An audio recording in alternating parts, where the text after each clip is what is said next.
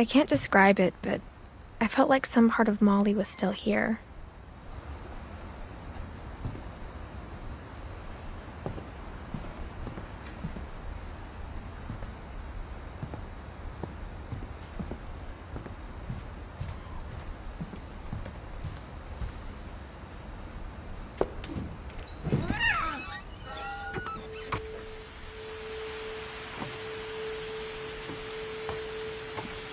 This will be obvious later, but my mom never told me any of these stories. Edie would have, but Mom didn't like bringing up the past.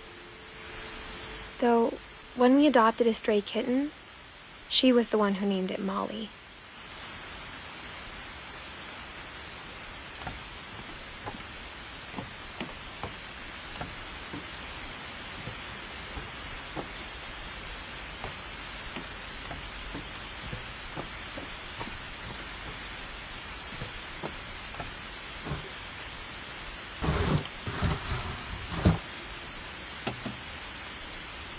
I spent a lot of time in Great-Grandma Edie's room.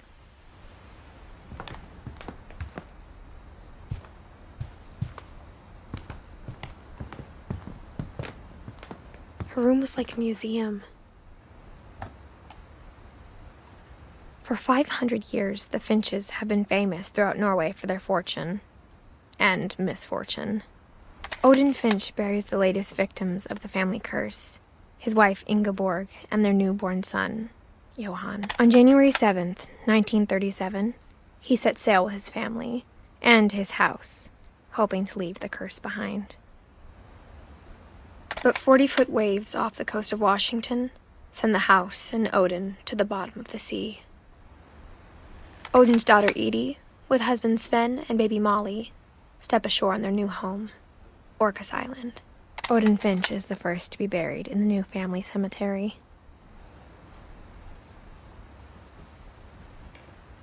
His daughter Edie is already dreaming of a new Finch house.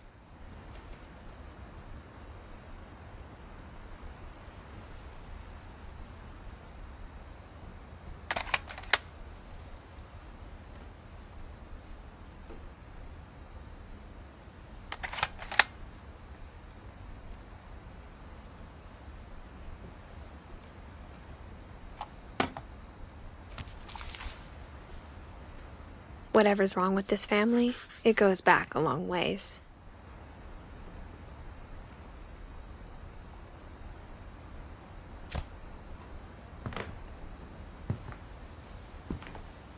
Great-Grandma had always been the family's biggest fan.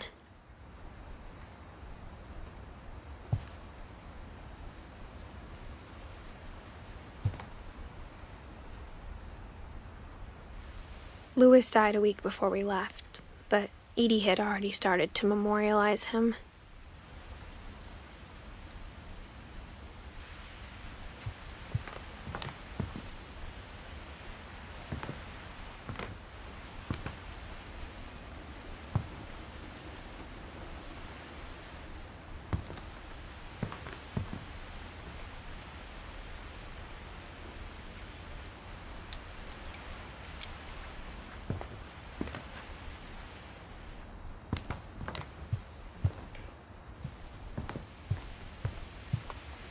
Edie gave a big interview about a mole man living under the Finch house.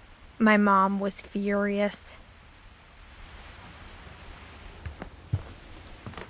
I hadn't thought of myself as Edith Jr. for a long, long time. One summer, they evacuated the island, but Edie refused to go. For a few weeks, she was a celebrity.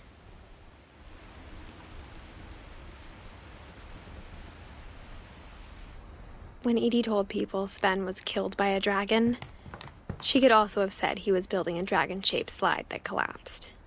She could have, but she didn't.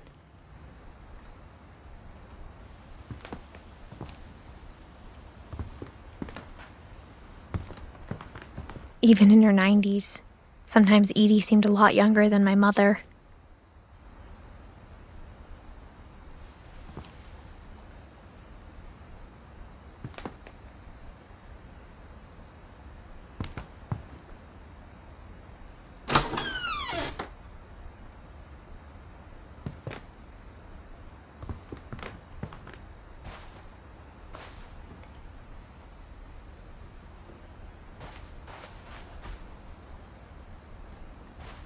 The only trace Grandpa Sam's first wife, Kay, left on the house was the pink bathroom.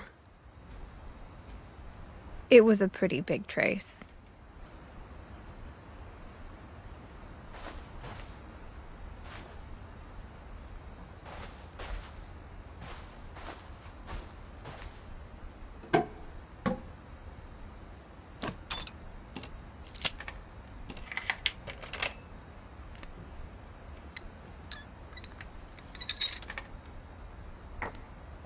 There's a secret in this bathroom. It's in the last place you would look. It isn't in the cupboard.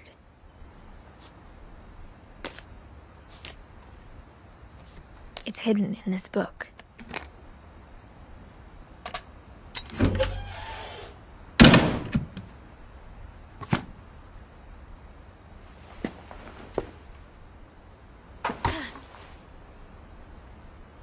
Sven gave Sam an old camera he'd refurbished. He never put it down.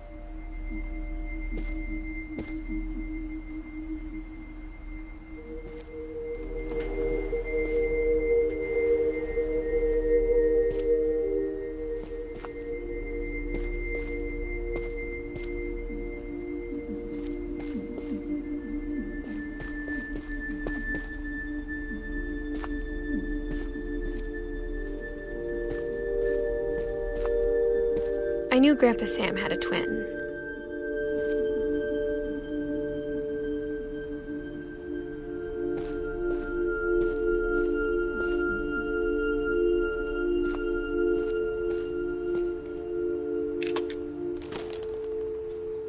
And that he never talked about him.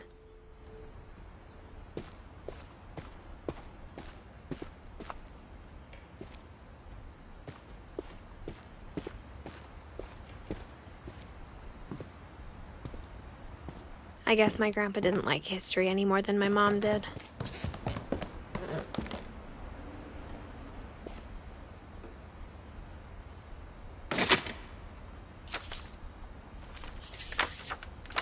How I Want to Remember My Brother by Sam Finch. The thing I remember is that when he made up his mind, that was it.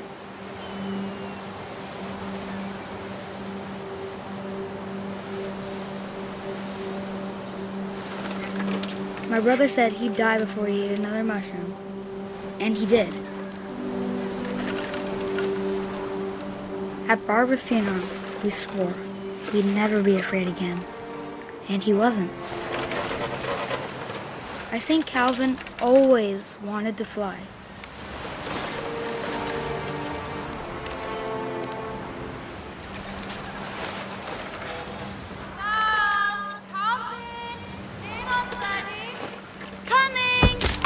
But that day, he finally made up his mind to do it. I told him going around was impossible. Maybe if I hadn't said that.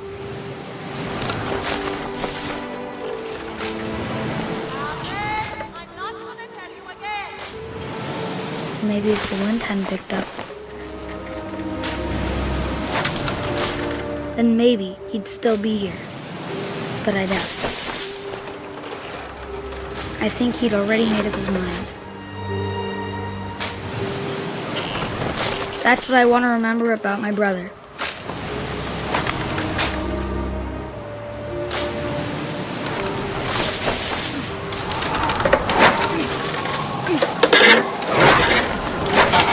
The day he made up his mind to fly. And he did.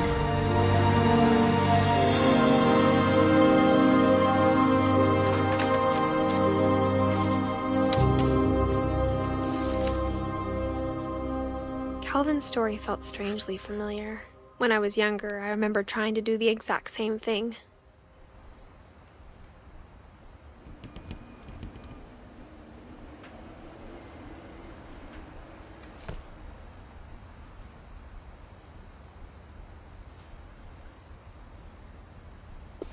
After the funeral, Edie roped off Calvin's half of the room. Mom said Grandpa Sam enlisted at 18 and never set foot in the room again.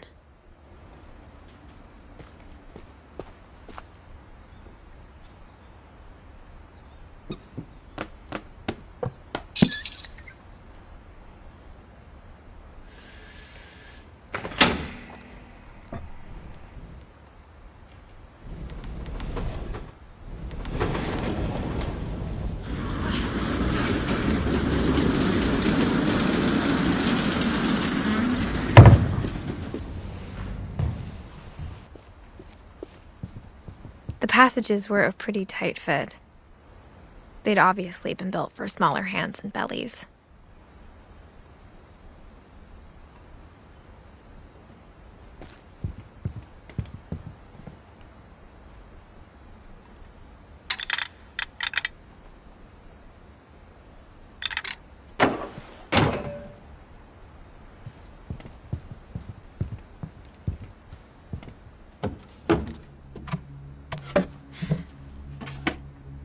Growing up, I always thought of Barbara as a child star.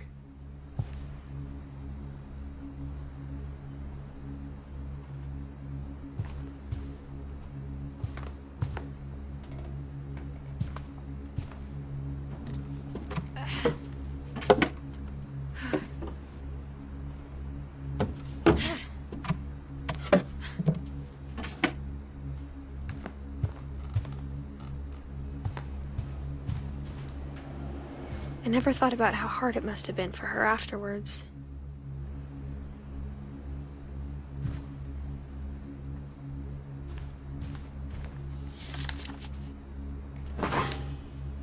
Of all the stories people wrote about Barbara's death, I'm surprised Edie saved this one.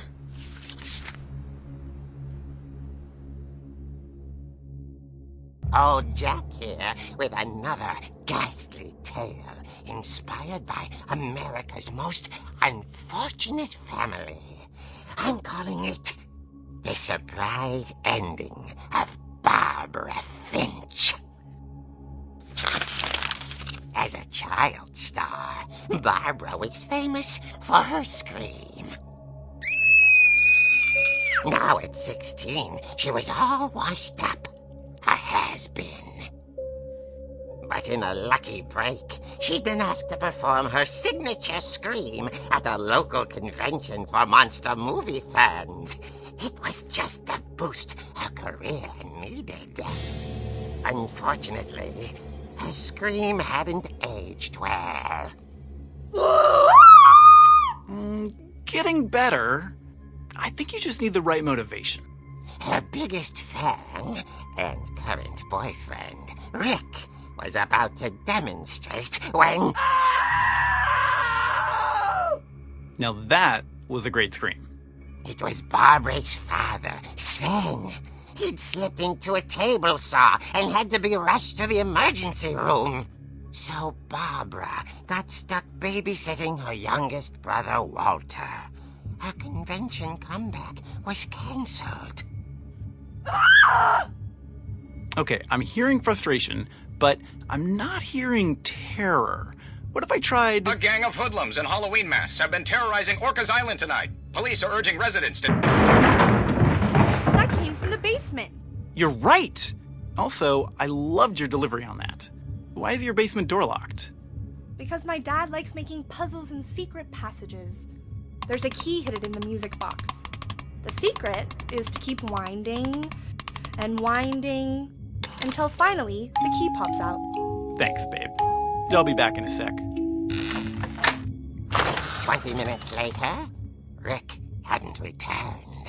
So Barbara went to look for him, right on cue.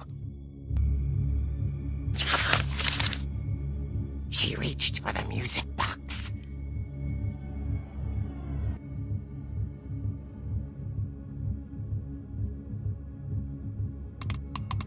and as she wound the key, she listened for Rick, but the house was silent.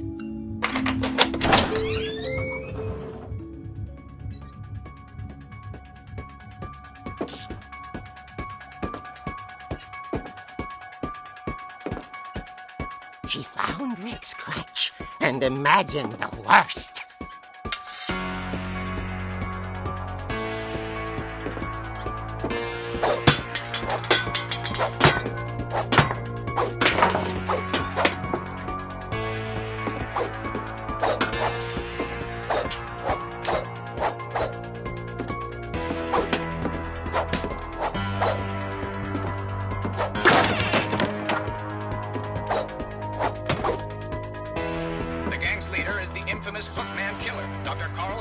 Who impaled and then ate his family 10 years ago tonight.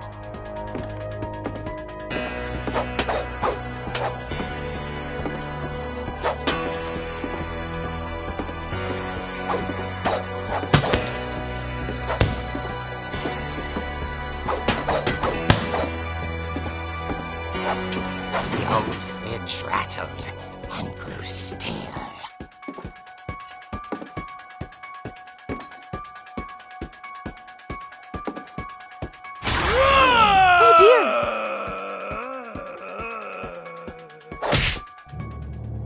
Oh! Rick? Barb, relax. I was just trying to scare you to help you find your scream. Well, I'm not scared, Rick. I'm furious. Then act furious. All I'm getting from you now is that you're hurt and confused and She threw him out, but she kept a little something to remember him by. Barb, have you seen my other crutch? And she was still holding it when she fell asleep watching the late picture show. Hours later... Barbara! Walter, what's going on up there? Ah! Okay, I'm coming up, but if this is a trick, you're dead, Walter.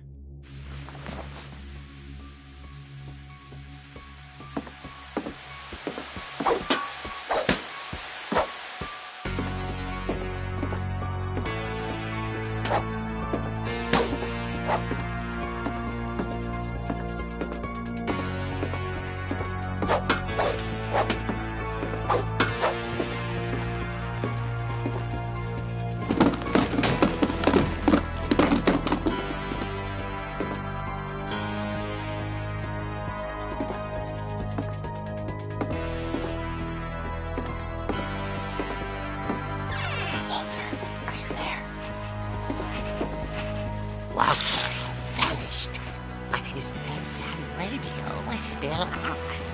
Orcas Island police describe the man as 6 feet tall, with a steel hook for a hand. Residents are urged to lock all doors and windows and notify the police of any suspicious activity. Barbara turned, saw the hook man, and was speechless. He was quite smashing. And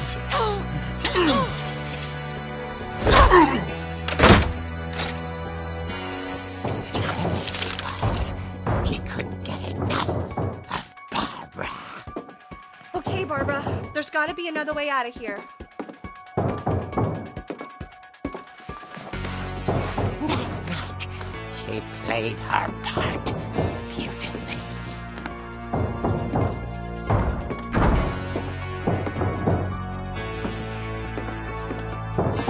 Molly's door hadn't been opened in years.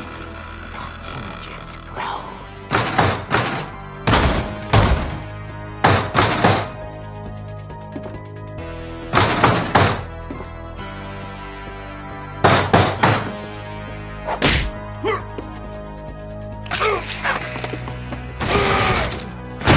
He wasn't moving, but she sensed the story might not be over yet.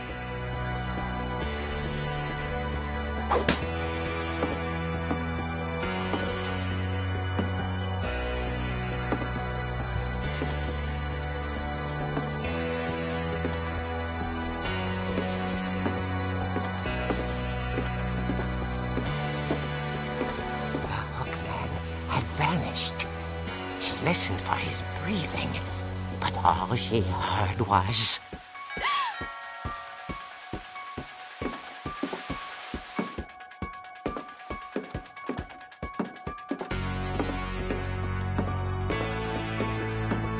Someone at the door was dying to speak to young Barbara. At the door, she heard whispering. It was coming from inside the house.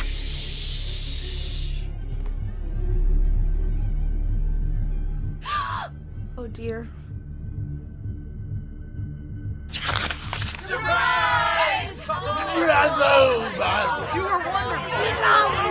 The monsters had come to surprise her. For Barbara, it was a dream come true.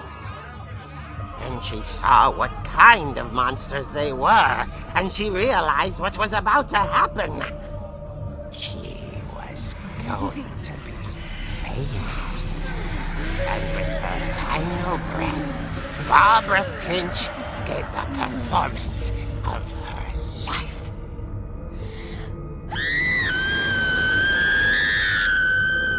I wasn't there myself, but I hear Barbara was magnificent.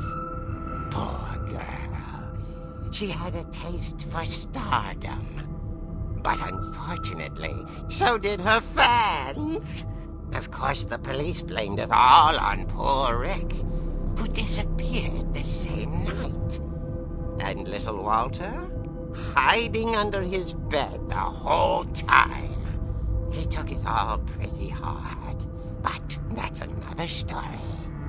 As for Barbara, tucked inside the music box is all they ever found of her. Her ear. Now that's what I call a real eerie tale.